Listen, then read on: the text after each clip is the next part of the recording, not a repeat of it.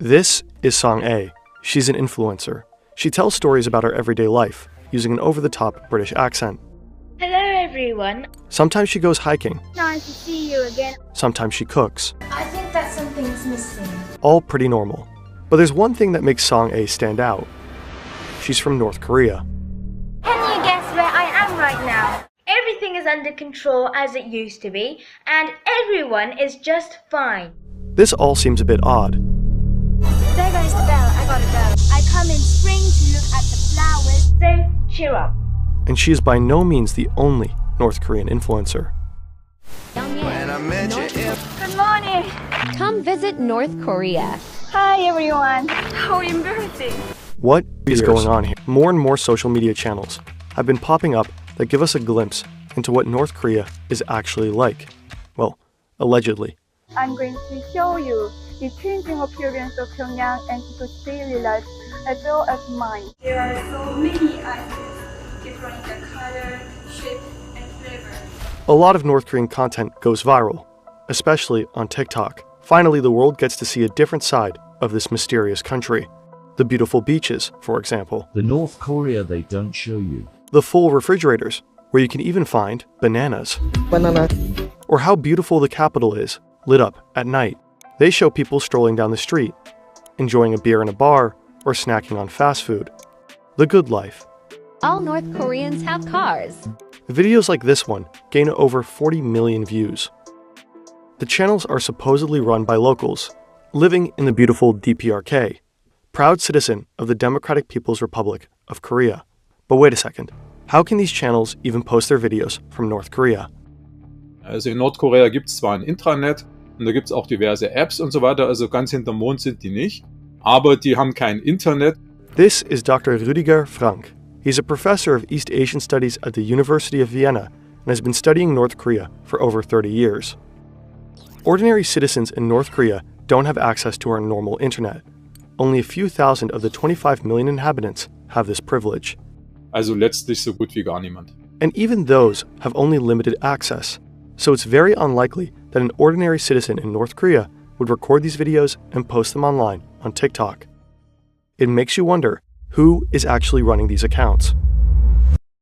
Anyone duped by these videos could probably spend some time improving their critical thinking skills.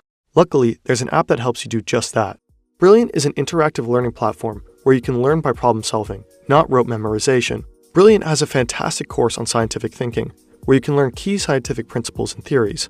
By learning the rules of collision, chances are high that you will outperform your friends in a game of snooker. You can sharpen your mind just a little every day with bite-sized problems and brain teasers, and gain real-world competence over time with guided deep dives. Brilliant has thousands of lessons that will feed your curiosity and expand your skill set. With just 15 minutes per day, you can master topics in math, data, analysis, programming, or neural networks. To experience everything Brilliant has to offer for free for 30 days, scan this QR code or go to brilliant.org/fern, or just click on the link below. Plus, enjoy a 20% discount on an annual premium subscription. Let's take a closer look at Song A's account. I'm Song A from Pyongyang. I'm 11 years old and 5th year in the primary school. Her channel was founded in January 2022. With her videos, she wants to showcase what life is like in North Korea to her more than 30,000 curious foreign viewers. Pyongyang, where I live, is a very beautiful and magnificent city. Have you ever been to Pyongyang? Well, if you come here, you'll be totally surprised because literally wherever you go, there are amusement parks. Her content should probably have a certain feel-good quality, like this trip to a water park with her friend. In this episode, Song A takes us with her on her first day at a new school. Later, she takes us along on a trip to a children's hospital, but she's not there because she needs medical assistance. However, my heart was pumping with the desire of going to the only children's hospital. Oh, how I wish I could stay here and play all day. Song A's videos don't feel authentic. It's like she's reciting lines by heart. As you can see, this is my school, Yehezkel Junior Middle School. Already I can feel that I'm having a time here for 3 years. Second, I have studied well and got a certificate. Her movements seem studied. I wish with all my little heart that you all, like us, would overcome these harsh difficulties. She doesn't even seem like a normal 11-year-old. The fact that she speaks fluent British English is allegedly thanks to her mother, She taught it to Sang-ae from a very young age. But Sang-ae leaves out a few important details. She is not just any kid growing up in North Korea. She's the daughter of a North Korean diplomat. She spent part of her childhood in England. She's the granddaughter of the Vice Foreign Minister and great-granddaughter of the former Supreme Military Commander of North Korea. Her family belongs to the elite and is close to the ruling Kim family. A media company run by the North Korean state has allegedly been publishing content on social media platforms since 2017.